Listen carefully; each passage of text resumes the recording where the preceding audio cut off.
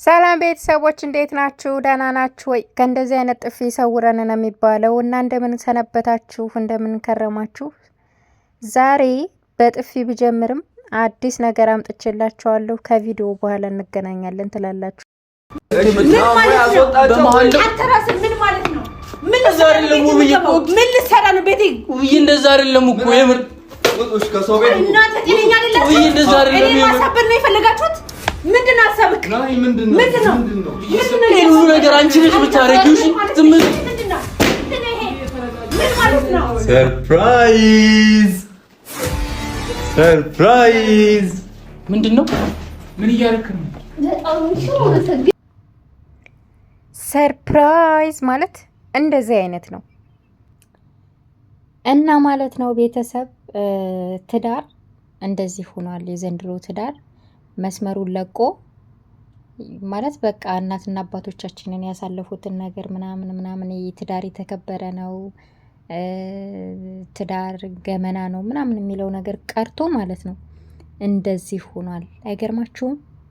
እርጉዝ ሴት ራሱ የሆነ የማትከበርበት አይነት ነገር ብቻ እኔ የሆነ ነገር ለማለት ራሱ ውስጥ የፈራብኝ። ምክንያቱም እነዚህ ሰዎች እናሂና ውብዬ ማለት እኔ እንጃ፣ እኔ በጣም የምወዳቸው የማከብራቸው ዩቲዩበሮች ናቸው። ነገር ግን ይመስለኝ የነበረው በፊት ላይ የሆነ ፕራንክ ይሰራሉ አብዛኛውን ጊዜ፣ ግን እንደ ፕራንክ ነበር ይመስለኝ። ግን ደግሞ ሰው እንዴት ነው ማለት በሆዱ ጽንስ ይዞ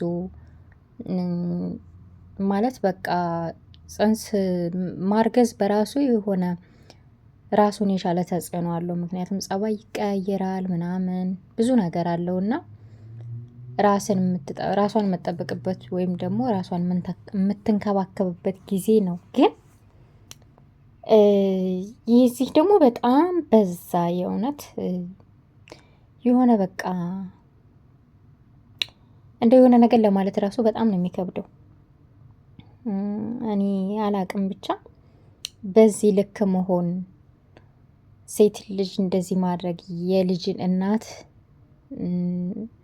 ያረገዘችን ነፍሰ ጡር ሴት እንደዚህ ማድረግ ተገቢ ነው ብዬ አላስብም። እና በተለይ ደግሞ ይችኛዋ ልጅ ይቺ ቀጫጫዋ ቀይዋ ልጅ ማለት ነው ፌንጣ ነገሯ የሆነ ቲሸርት ምናምን። አሁን ይህ ቲሸርት ምንድን ነው የሚሆነው? መጨረሻው ምንድን ነው? በስመ አብ ወወልድ ወመንፈስ ቅዱስ አሐዱ አምላክ። እውነት በጣም ነው የሚከብደው እውነት። አረ ወዴት እየሄዳችሁ ነው ወገን? ወዴት እየሄድን ነው እንዴ? ምንድን ነው? ፍቅሩም በልክ ይሁን በወጉ ይሁን፣ ትዳርም ይከበር እንዴ። እርግዟም ሴትዮ ትከበር። ምን ነው ፍትህ ጠፋ ማለት በቃ ሰተር በሉ ሴቶች፣ ሰተር በሉ። ወንዶችም ደግሞ ክብር ይኑራችሁ፣ ለራሳችሁ ክብር ይኑራችሁ፣ ለትዳራችሁ ክብር ይኑራችሁ። በተለይ እንደዚህ እናት ለሆነች ሚስት ክብር ይኑራችሁ። ልጃችሁ እንዲመጣ ሽር ጉድ በሉ ማለት በቃ ሚስታችሁ በሰላም እንድትወልድ ተንከባከቡ፣ ጊዜ ስጧት ምናምን እንጂ እንደዚህ ለስራ ቢሆን ራሱ እንደዚህ አይነት ስራ ትንሽ ይከብዳል። እውነት ለመናገር በጣም ነው የሚከብደው ማርያምን። እና ሌላ አይዲያ እየፈለጋችሁ ስሩ። ምናልባት ለፕራንክ እንደሆነ እንኳን ማለት ነው። የእውነት ከሆነ ግን የምር በጣም ነው የሚያሳዝነው። በተለይ ጓደኞቹ ሁሉ በጣም ያሳዝናሉ። እንደዚህ ዲኮር ተሰርቶ ምናምን ልክ ፎቶ ምናምን ተሰርቶ እንደዚህ ሰርፕራይዝ ማለት በጣም ነው የሚከብደው። እንደ ባብ ሁሉ ሂዳ ተጠመጠመችበት እኮ በጌታ ስም። እውነት ባላ የራሱ እንደዚህ እንደው በጣም ከባድ ነው። እና እኔ የሆነ ነገር ለማለት ራሱ አላስችለኝ ብሎ ቪዲዮውን ራሱ ጨርሼ ማየት ከበደኝ። የምር ከበደኝ ማለት በዚህ ልክ መደፋፈር፣ በዚህ ልክ መውረድ። ለስራ ቢሆን ራሱ የሆነ በቃ ወግ አለው ስርዓት አለው። እና ቢያንስ ነጻ ሰው ሲኮን የሆነ ማታጠባ ስትሆን ወይም ደግሞ ነፍሰ ጡር ሳትሆን ስቀር በቃ በዛን ሰዓት እንደፈለገች የሆነ ነገር መስራት ይቻላል። እና ለጽንሱ ራሱ እንደዚህ አይነት ስራ እውነት ጥሩ አይደለም። አሁን እቺ ሴት ትዳሯ ነው፣ ባሏን ትወደዋለች፣ ታከብረዋለች፣ ብዙ ነገር አለ እና ያ ነገር እያለ እሷ ልትወልድ የተወሰነ ቀናት ቀርቷት እንደዚህ አይነት ነገር ቢፈጠር አስባችሁታል? እኔ ብሆን ብዬ ራሴን አሰብኩትና ጥሩ አይደለም። ራሷን ስታ ብትወድቅስ? ሌላ ነገር ቢፈጠርስ? እናንተ ኧረ እውነት ግፍ ነው፣ የምር ግፍ ነው ማለት እንደው እኔ እንጃ። እና ለማንኛውም ጓደኞቹ ሁሉ ራሱ ትንሽ ስርዓት ቢኖራችሁ ጥሩ ነው። ውብዬ ቀዩን ልጅ የመታችሁ ጥፊ ግን እንዴት እንደተመቸኝ ብነግራችሁ የምር ጭው ሲል በቃ የሆነ በጣም ነው ደስ ያለኝና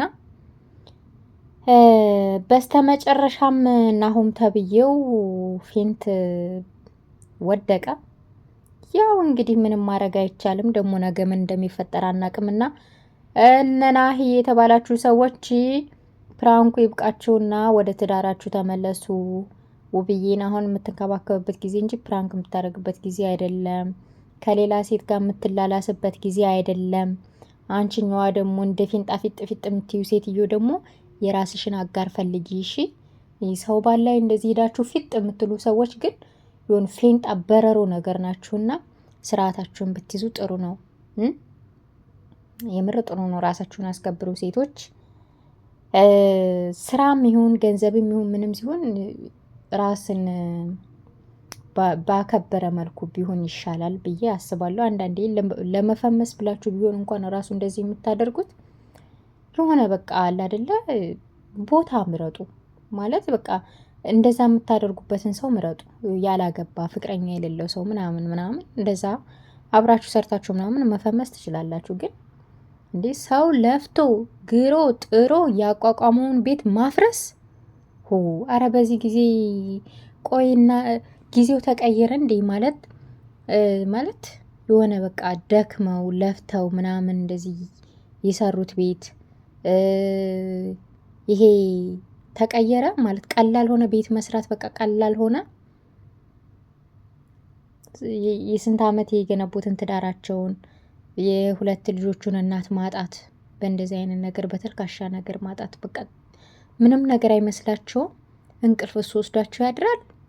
የምር ግን ከሚወዱት ሰው ጋር እኮ ተለይቶ የምር እንቅልፍ አይወስድምና እኔ ከቀኑ ይልቅ ቀንስ ችግር የለውም። እነዚህ አስመሳይ ጓደኞቹ ጋር ሊውል ይችላል። ግን ሌሊቱ በጭንቀት እንዴት ይነጋለታል እናንተ? በስማ እውነት እና ያን ይመስላል። ለማንኛውም እናንተ እንዴት አያችሁት ለማለት ነው። እና ያስምርላቸው ላለሁኝ ፍቅሩን ይመልስላቸው፣ ያስምርላቸው ሳይሆን ፍቅሩን ይመልስላቸው። ከጎን ሆኖ ደግሞ አይዞህ ምናምን የሚሉ ጓደኞችን ደግሞ እንደው የሆነ ነገር ልላቸው ነበር ካፌ አምልጦኝ፣ ግን ልቦና ይስጣቸው ነው የምለው። በስተመጨረሻ ልቦና ይስጣቸው ከማለት ውጭ እኔ ሌላ ነገር አልናገርም። ውብዬ ደግሞ እግዚአብሔር ጥንካሬውንም ጽናቱንም ይስጥሽ። አንቺ ገና ሳትወልጂ እዛው አቃጥለው ሊደፉሽ ነው። እነሱን የሚያቃጥል ነገር በርበሬ ማጠን ነበር። እነዚህን እውነት በርበሬ ነበር ማጠን። ሁሉንም እንደዚህ እጃቸውን ወደ ኋላ አስሮ ምናምን በርበሬ ማጠን ነበርና ይህን ይመስላል። እስኪ ሀሳባችሁን ኮሜንት ላይ ያስቀምጡ ቤተሰቦች። የምር ጊዜያችን በጣም ከፍቷል። እሺ በጣም ነው የሚያሳፍረው የምር በጣም ከሚባለው በላይ እና ይህንን ልላችሁ ነው። ደህና ሁኑ። የጉድ ገንፎ እያደር ይፋጃል ነው የሚባለው።